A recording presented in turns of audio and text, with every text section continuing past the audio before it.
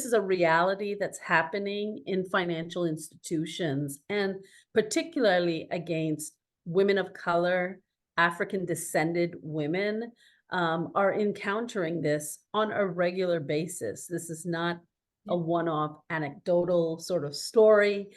There's so many cases that we don't know about that women are encountering really deep levels of bias and exclusion when they walk into commercial banks, or even targeted poverty alleviation financial programs often don't get to the very people who need them. And so, yeah, in the West, particularly in the Canadian case in my book, which actually had the most scrutiny and became, I think, the most worrisome of all my cases, because people questioned why in Canada Black women would need these alternative financial ROSCA systems.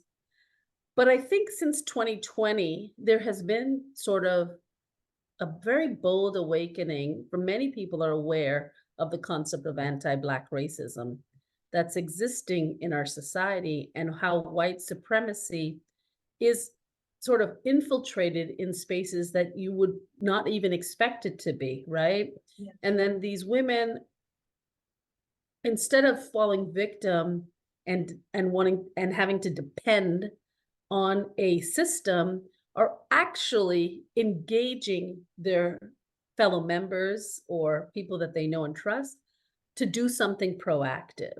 And that takes a lot of labor for them to organize as banker ladies a ROSCA system, particularly when a system is being very hostile to them. Yeah.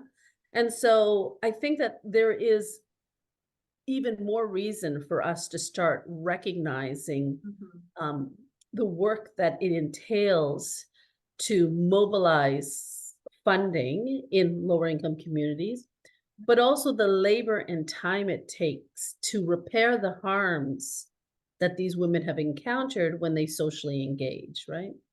Yes, I'm sure we're absolutely. going to talk about that at some point, but Yeah. I do think that there is a specific trigger that has been happening in places like Toronto, Montreal, New York, Miami, that are deeply affecting Black women, particularly newcomers, lower income, that makes these ROSCA systems so vital to their survival.